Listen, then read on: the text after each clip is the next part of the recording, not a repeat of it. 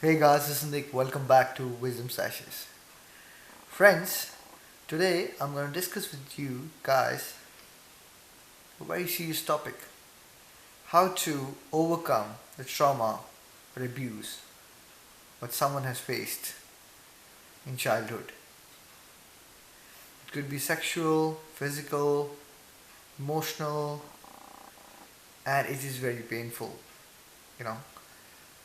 Unless someone has actually been through that, or anyone with very high EQ only could understand, it is very traumatic. So, step one is actually acknowledging the grief, not with everyone in this world, but with your own self. Number two, it's important to take some professional help. Do not resist in going to see a counselor, right? It does not make you a small person.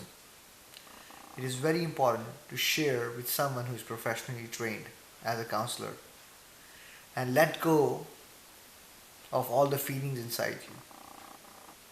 Number three, self counseling is very, very important. Now, self counseling involves a lot of rational thinking. So, the self esteem is very low when we have gone through trauma or abuse of any sort. So, we need to use our intelligence to rationalize with our mind, because mind will create lot of negative issues inside us, right? We need to rationalize, do rational thinking, write down what percentage of time the abuse happened with you in comparison to your whole life. Would you like that 2%, 4%, or 5% of your unpleasant time spoil everything else in your life? I don't think so. Self counseling also involves you talking to yourself.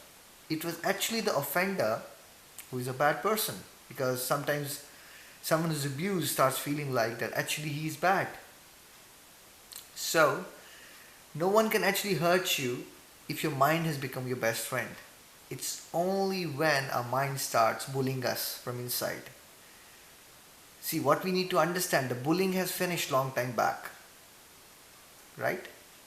Now we need to emotionally disconnect with that bullying.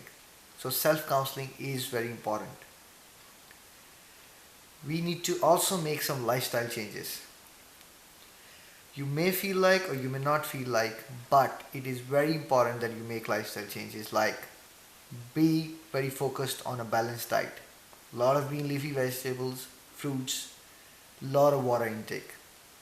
Be regular with exercises. It could be of your choice: swimming, playing some sports, gymming, but do it.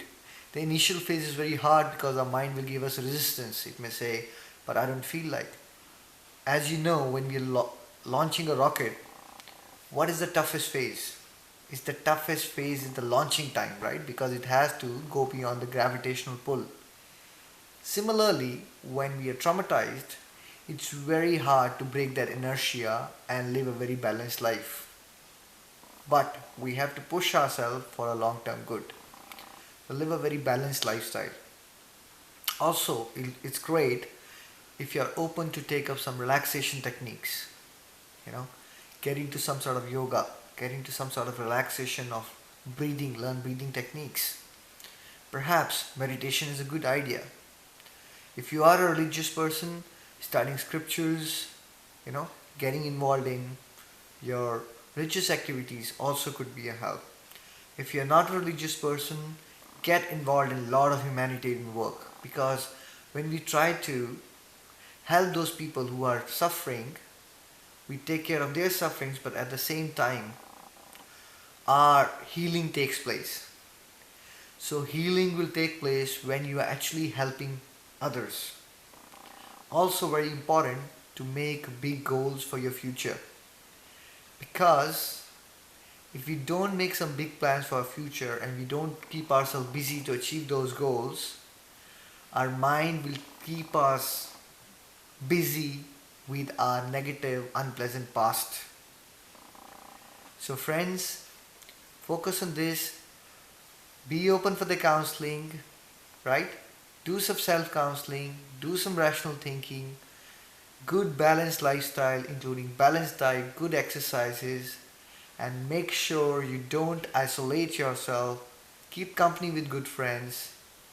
Get into some sort of spiritual, uh, habits.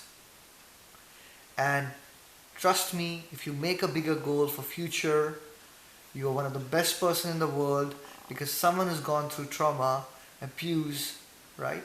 They have a lot of compassion. So if you can get into some sort of welfare work, it would give you a lot of relief. So friends, I wish you all the best. I hope that has helped. One thing you need to make sure that don't expect that negative feelings would go away. The difference in a positive person and a negative person is that a positive person who is successful in life has learned to deal with their negative feelings with courage.